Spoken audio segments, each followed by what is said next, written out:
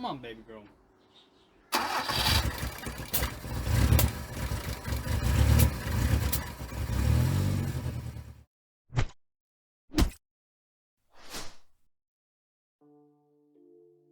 Hi.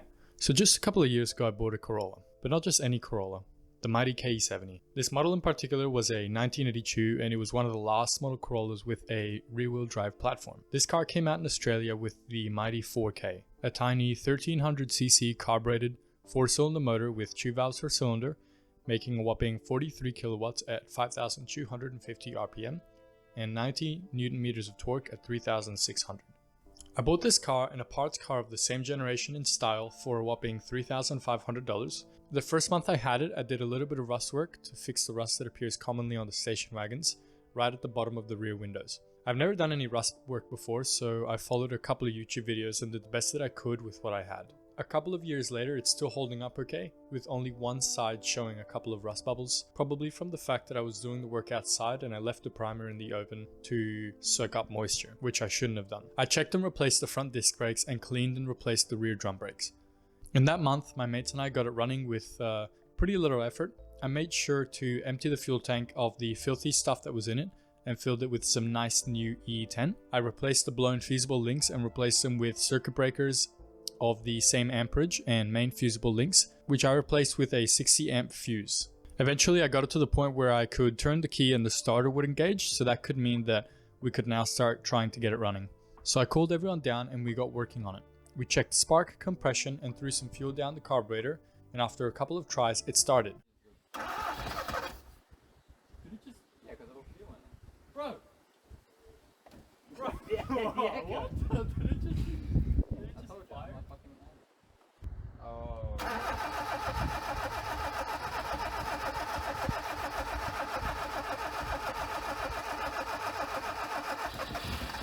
Oh.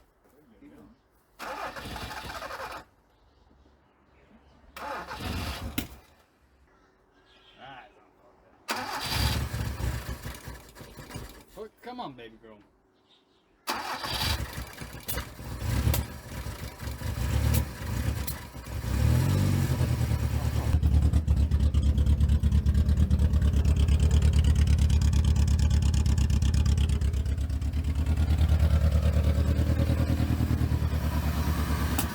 There were plenty of vacuum leaks and a non-existent exhaust, but nevertheless it actually drove.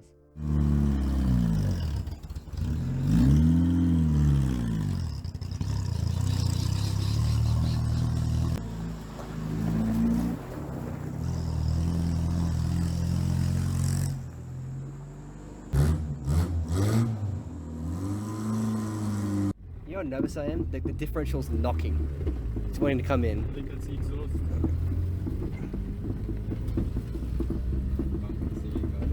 What the fuck? Yeah, just don't crash, because I will not survive.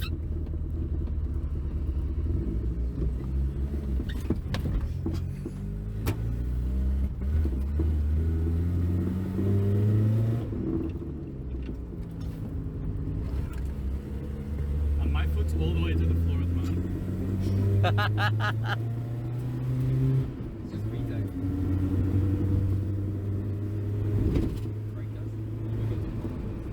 Oh, it's coming through. Can we turn this off? What do you mean it's coming through? There's all this shit coming through the fucking bed. It's off.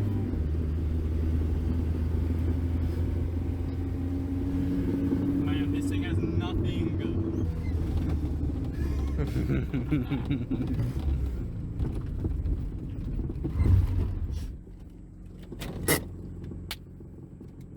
Okay, that was Eventful. right. Brakes go to the floor. Like there's nothing until I get to like the floors. I don't know what the hell's going on with that. It has no power. Like my foot's to the floor 99%. Like my foot is to the floor. That's how you drive the car. And the indicators are shit. Like there, I think I've blown a fuse because nothing's working anymore. It's very hot in here. Yep. Sorry. I'm glad we made it. Yeah. So, I had no seatbelt, so we're extra glad. Friggin' huge ass reverse mirror. That doesn't work. Government has come under over its treatment of women.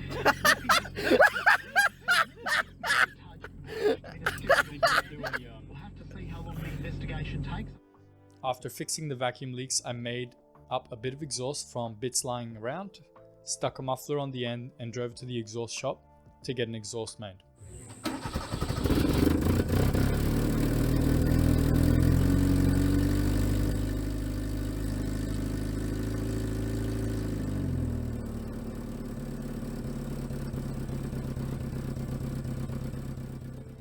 After getting a roadworthy certificate, she got plates, and from that point on, I started daily driving it. For a year straight, I was driving every single day, and every single day I was surprised by the fact that I could turn the key and this 40-year-old car was still running.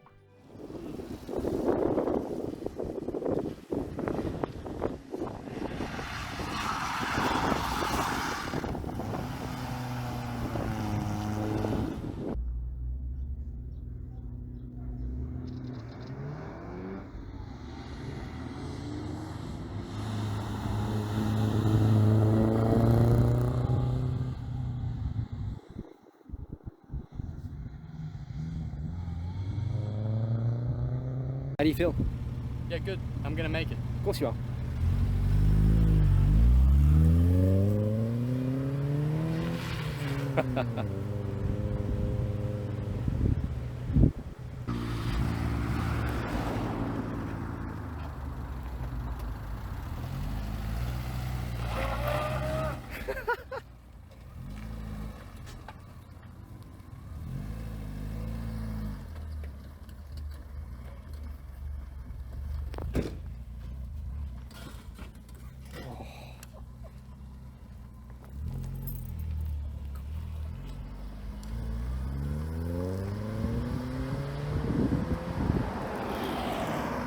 So, carburetor was giving me like a lot of trouble because I went out on a wet sesh once and then it never worked the same again.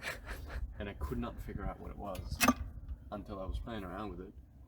And I put my hand over half the carburetor and then I revved it and it was fine. So I was like, you know what, whatever, I'll just grab some tape from the back of the car, chuck it over half the carburetor intake, and now it's working perfectly. Dude, I don't think this car's ever been this torquey. She's quick. At some stage they will swap cars. I just want to see what you mean. Yeah. I don't believe like- your car has torque. I can pick your engine up and take it home. Literally. But like that's what I've had to do. And it smells like pure carbon and like it's running so rich. Like there's so much fuel being chucked inside this engine. Surely it pops and bangs. Oh, surely. Yeah, 100%. But yeah, that's what it's come to, really.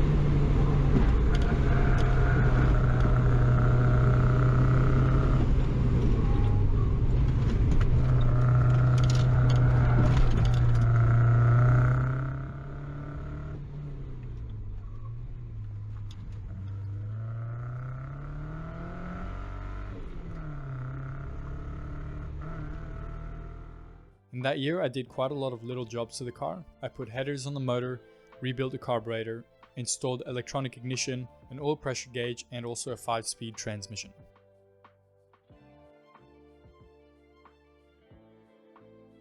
For 6 of those 12 months, I was also running on chopped front springs and flipped rear relief springs, which is a great insight into what the car looked like low, but a horrible ride. So pretty soon after, I switched everything back. Whilst I was actually switching the suspension to the chopped springs and the flipped rear leaf springs, I actually didn't tighten the rear leaf spring bolts. So the differential was floating around, and every single time I'd let off the throttle, the car would swerve to the left. I actually did not fix this for a couple of months. I kept putting it off until one day I just got down and did it and figured out that that was the issue. I originally thought that it would have been a much bigger problem. It wasn't too big of a deal. I tightened up the bolts and it never did that again.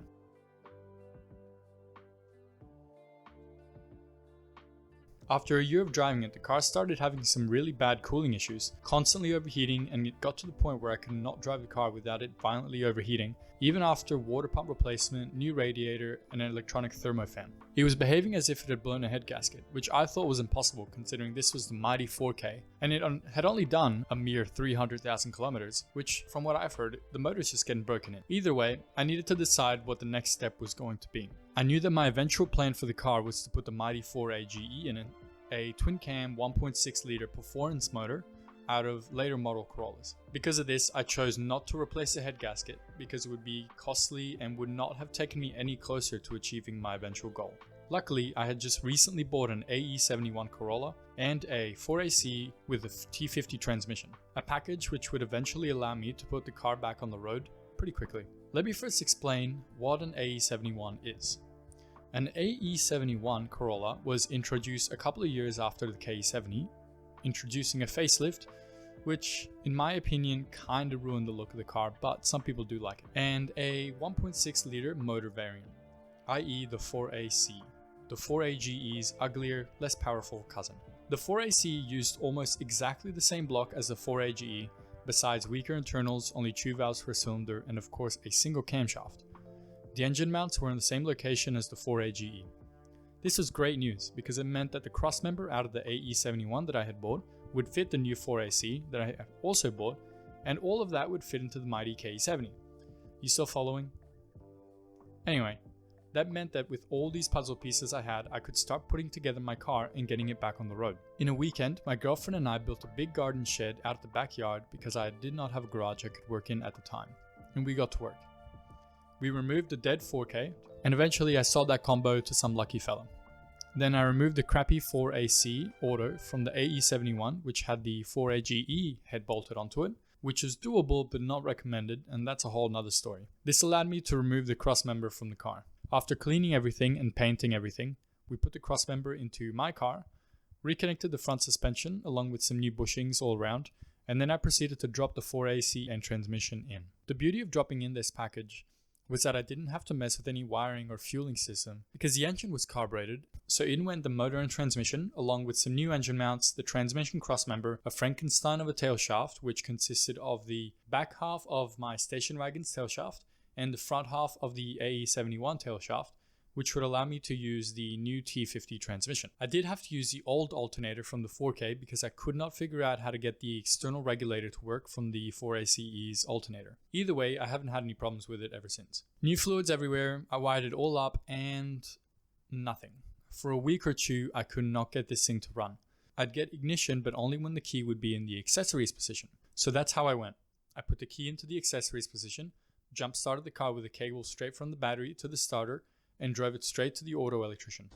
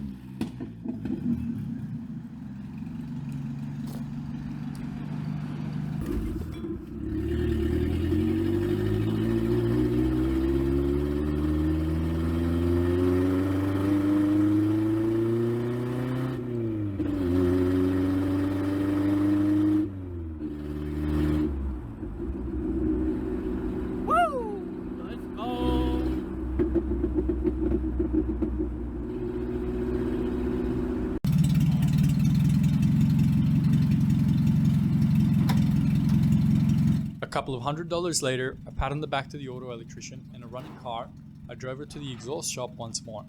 Shout out to Jack Beadham's Brakes and Exhaust for always taking care of me. And now, well, now I've been driving her around. She is, after all, my daily driver, and so far I have not really had any issues with the motor, besides dead batteries from a crappy head unit install I did myself. I've been taking her on plenty of adventures, from road trips to car shows to towing around a trailer to the dump.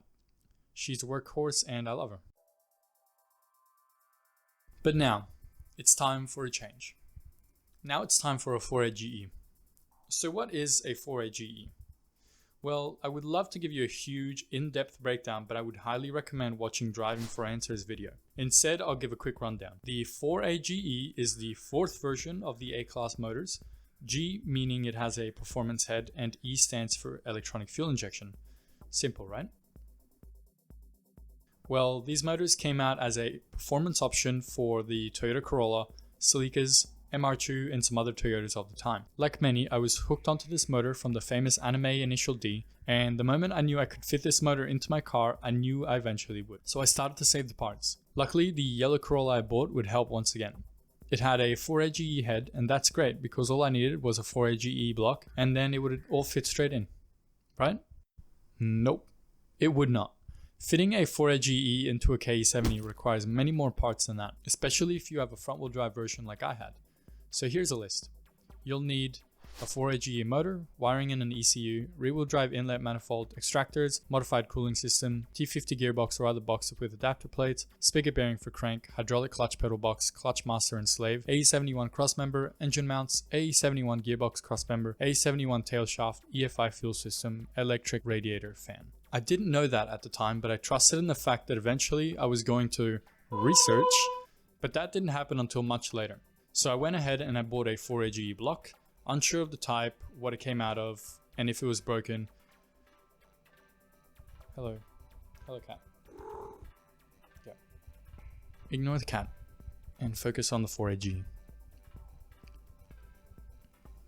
So I went ahead and I bought a 4A GE block, unsure of the type, what it came out of, if it was broken, if the head that I bought would even fit on it, but I just knew that it was $350 and it was a bargain. Then it sat around for a year or two until just a couple of months ago when a goddess descended from the heavens and gave us this beautiful Facebook Marketplace ad. Running 4A GE and transmission, you say? Full rear-wheel drive package, I hear? For a small price of $4,000?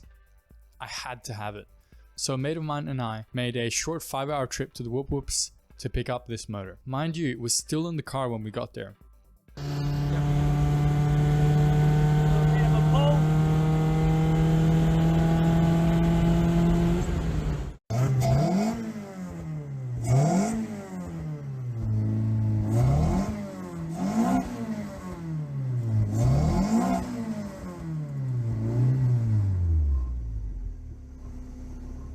So I did get to have a ride of it, and what a weapon it was. The vehicle of choice was a bit questionable, but the motor sounded fine. I did my various checks, sparks, compression, oil, gave the tires a good kick or two, and then I paid the guy $3,500. Exactly $2,000 more than this package was worth. And we took it all out, chucked it in the back of the car, and off we went home. When I got home, I stripped all of the accessories off the motor, cleaned them all up, and repainted what I could. The intake manifold was the thing that did worry me the most, considering there was a bit of rust inside, and I was afraid that that had gotten into the engine. But once I took it off and checked everything, checked the inlet manifold, checked the valves, and then looked inside the motor using a boroscope, everything seemed fine. My goal with this motor is to get it running enough to drive reliably and then upgrade it as I go, as opposed to making it a weapon, spending thousands of dollars and years on it, and then never putting it in the car. So here's a list of what's going to be done in order to achieve that, and what's probably going to come up in future videos. First, put parts onto the 4A GE, then remove the current motor, remove the fuel tank, clean it and send it to get the in-tank fuel pump welded on, remove the drive shaft and send it to get balanced, clean up the engine bay, marry the motor and transmission and install those into the engine bay, install the fuel tank, install the drive shaft, fluids, wiring, cooling system, fuel, and turn the key. All of this will be coming up in future episodes, so stick around and thank you for watching.